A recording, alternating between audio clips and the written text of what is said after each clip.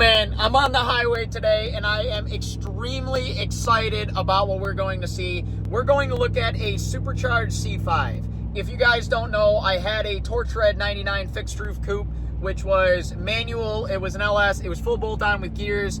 I bought it bone stock and did everything to it. I absolutely adored that car for what it was. It was a phenomenal car. It handled pretty well, and I missed it ever since I sold it. I've even went for a test drive in the car again since I sold it because I keep in touch with the old owner. So that being said, I have missed it very much since I let it go. And I was looking for something faster and possibly a little newer. Although this isn't a C6, it is a little bit newer. It is a lot faster, and it looks to be a project that he hasn't finished properly, which is kind of right up my alley. I buy a lot of things, put my own work, my own time, effort, and touch on, and then I'm very happy with them on the outcome. So without any further ado, let's go make a poor financial decision. You guys know I love doing that. So we're back home now. I bought the car, as you guys can see, obviously. It sat through the rain yesterday, so it's a little rust on the rotors. But overall, I mean, it's pretty clean for what it is. You can tell it's got little paint imperfections. If you look from like this angle in the sunlight, you can see paint imperfections there, as well as on the back hatch. We have a lot of little work to do to this. It needs a few things. We need to put a 2-bar map sensor in it because it has a 1-bar map sensor. And if you guys aren't familiar with map sensors, they read manifold pressure. Manifold pressure should really only be atmospheric pressure in a stock engine or a camped engine. This engine is not stock. This engine has a cam, valve springs, long tubes, and a supercharger. This right here is a Vortec head unit of an A&A kit, as you can see. So we need a 2-bar map sensor so that we can read above atmospheric pressure.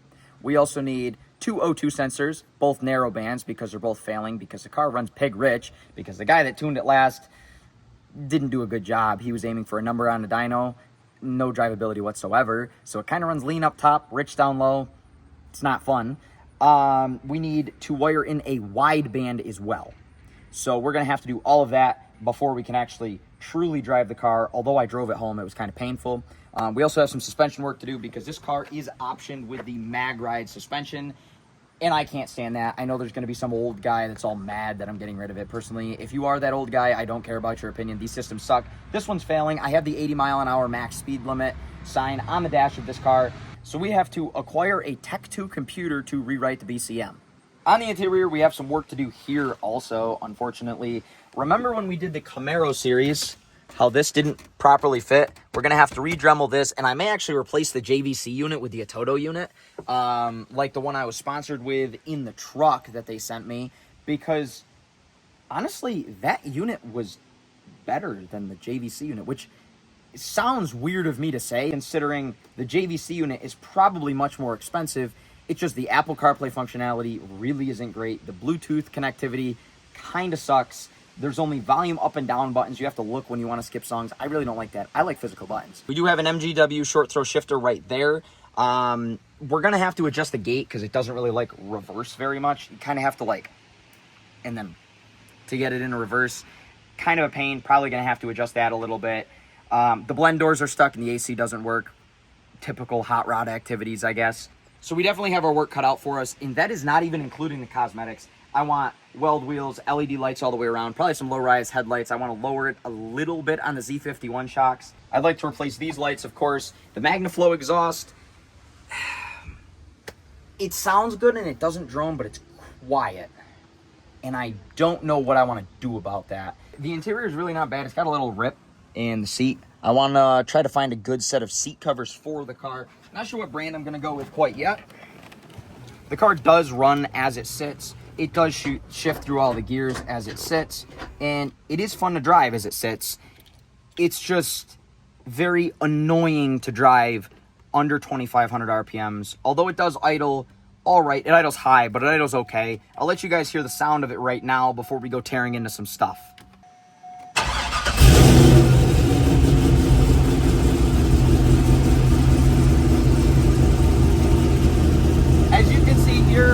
The car runs very happy at between 50 and 60 pounds of oil pressure at a cold idle. On the 60 side, it runs at 45 to 50 on a warm idle, the car runs very happy, although it's rich. According to the guy, it doesn't burn any oil, it doesn't leak anything. I couldn't get under it, so we'll find out when we put it on the lift. But let's take a little walk around the car, and then you guys will see me in a couple weeks, and we'll get to working on this thing. So the blower sounds pretty cool. You get that little, like the little whistle. Love to hear it. And although this thing is currently pig rich at idle, and most of the way throughout the rep band, you can hear the cam at idle. It's not a heavy cam, the lobe separation isn't insane, it's just something mild for boost that sounds pretty decent.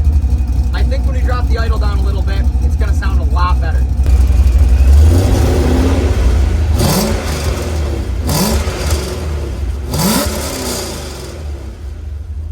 So let's skip ahead a couple weeks, so when my parts come in, we'll get to working on this thing, make it drive just as good as it sounds.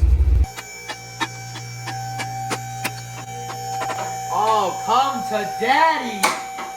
Down on the locks we go. Would you look at that? You know what kind of sucks? Is there is a bung right here for a wideband, but it's facing in this direction, so I'm gonna have to have a bung welded in, or else it's just gonna burn the wideband right off. All right. 1, 2, cracked loose. I love working on stuff that's already been worked on. Now these are cheap O2 sensors. They don't have the Bosch logo on them, so I can assume that somebody did this the cheap way. Me too. I'm only putting a Bosch sensor on my wideband. Okay, we're gonna make sure that the plug is the same, because these seem eerily short for being Corvette sensors. My 99 had really long O2 sensors. Oh, they put never sees on them? Maybe I did do this the right way.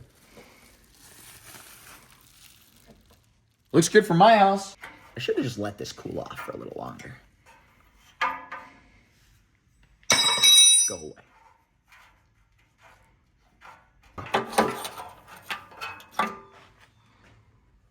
What's weird is this one looks worse than that one.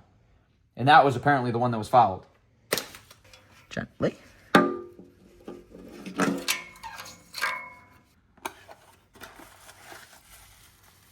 We got these in, and I know, my zip tie jobs aren't beautiful, but at the end of the day, this is a highly modified car, and I am a highly modified person in my tactics of working on these things.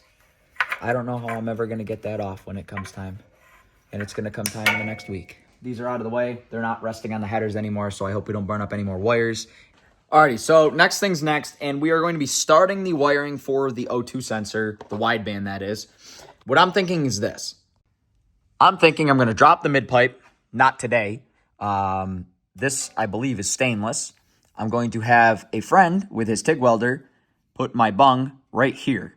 That way, it's easily accessible, kind of looks factory. And then I'm going to run the O2 sensor wire up through here, make the connection over here. That way I can maybe drill a couple holes, tie that in there. That way it doesn't touch the headers or get too hot. And then I'm going to run the wiring up here over the motor. And then I'll be running it in through the clutch pedal assembly, which you can't really see through here, but I'll have to take this off and we'll do it that way. Now, what it's seeming like to me is that I'm actually going to have this thing back in the garage in a couple days to do this anyways. And I really don't feel like doing it today. So I might just take you guys for a little drive, although it doesn't run good right now. And then in the next video, we will be going beginning to end with this thing and get it completely dialed in. Before we go for a little drive, because I really don't feel like doing the wideband today, considering I can't complete the job, and I really don't want to start it if I can't finish it. We borrowed a battery hold down from the Square Body. So thank you, Square Body. The battery hold down didn't exist when I bought the car, and I got home and I could hear the battery rattling around, and I was like, well, probably should put one in. Although I can't really see down there, I have a good feeling about where this is kind of laying currently. All right, we finally got it. We didn't use the factory bolt, although it did measure long enough. Apparently, we don't work off of numbers here. We just work off of the fact that that one didn't work, and this one does work perfectly fine. Same thread, it's just the bolt's an inch longer, and for some reason it threads in perfectly fine. Beats me, I don't understand. But it's in, and it's solid now. with washers. So I got a little distracted because this is something that's a quick and easy. The guy gave me the glass top with the car, and I would like to get rid of some of the haze. So I've been buffing this a little bit, trying to get rid of a little bit of the haze. Cameraman's doing the other side at the same time. There's definitely more haze on the driver's side. It looks like it's been dropped a few times and scuffed many of times. It's definitely looking much better now. There is still a significant amount of haze if you look at it from an angle. But the difference in color, I know I didn't get a good recording before. It was pretty much white from the inside previous to this. So I feel like that looks a little bit better. I'm just glad it looks better, especially from the outside.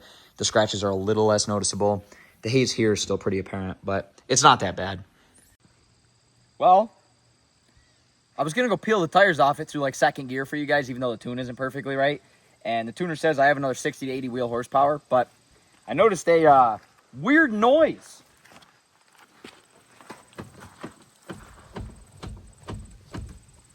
Now, I am no mechanic. I am a YouTuber. I don't think it should do that.